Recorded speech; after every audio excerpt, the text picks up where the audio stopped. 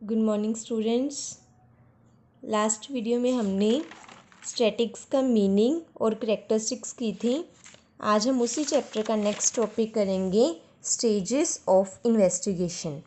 तो इन्वेस्टिगेशन करना, किसी प्रॉब्लम को इन्वेस्टिगेट करना, तो इसकी 5 स्टेजेस होती हैं। फर्स्ट है कलेक्शन ऑफ डाटा। जब भी हम किसी प्रॉब्लम को इन्वेस्टिगेट करते हैं तो सबसे पहले उस प्रॉब्लम से रिलेटेड हम डाटा को कलेक्ट करते हैं। तो फर्स्ट स्टेज क्या हुई? Collection of data. In this stage we collect the data regarding the problem. तो उस प्रॉब्लम से रिलेटेड हम क्या करते हैं? डाटा कलेक्ट करते हैं। सेकेंड स्टेज है ऑर्गेनाइजेशन ऑफ डाटा।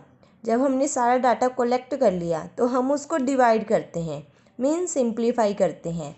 उसको डिवाइड कैसे करते हैं? टाइम के बेस पे या फिर प्लेस के बेस पे, जगह के बेस पे। तो उसको हम ग्रुप्स में डिवाइड करते हैं।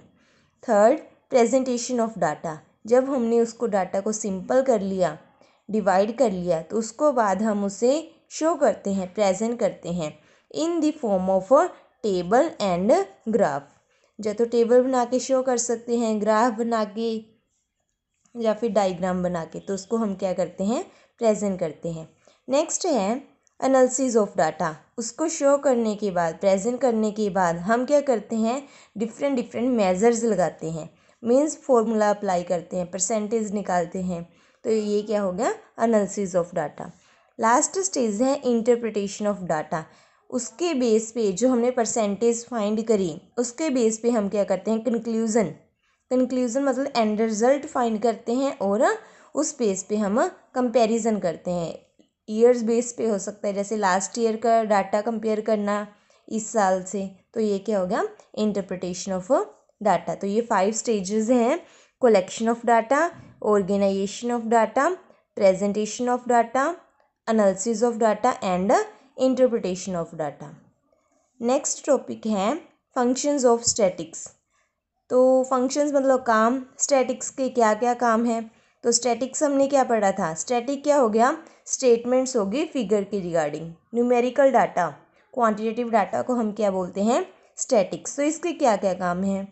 तो फर्स्ट है to present fact in different form.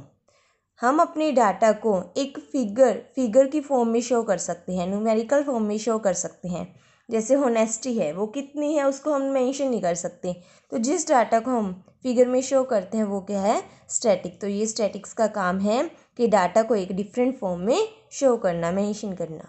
Second, to precision of fact. Data को सिंप्लीफाई करना। देखो, with the help of statics we can get meaningful information. हम स्टैटिक्स की मदद से मीनिंगफुल रिजल्ट फाइंड कर सकते हैं। Third point, comparison. अगर हमारे पास डाटा क्वांटिटेटिव फॉर्म में है तो उस बेस पे हम कंपैरिजन कर सकते हैं। क्वालिटेटिव को हम कंपेयर नहीं कर सकते। जैसे होशियार है, कम होशियार है, तो उसको हम कंपेयर नहीं कर सकते कि कितना ज़्यादा कितना कम, इंटेलिजेंट उससे कितना ज़्यादा है या फिर कितना कम है। अगर वो डाटा क्वांटिटेटिव फॉर्म में होएगा, न्यूमेरिकल फॉर्म में होएगा, तो इजीली हम उसको कंपेयर कर सकते हैं। जैसे एक स्टूडेंट के 80% और दूसरे के 85, तो हम उसको इजीली कंपेयर कर सकते हैं। After simplifying the data it can be correlated मतलब रिलेशन फाइंड कर सकते हैं, एज वेल एज कंपेयर्ड, और उसको कंपेयर भी कर सकते हैं। Fourth point, forecasting. स्टैटिक्स की मदद से हम अपने फ्यूचर को फोरकास्ट भी कर सकते हैं।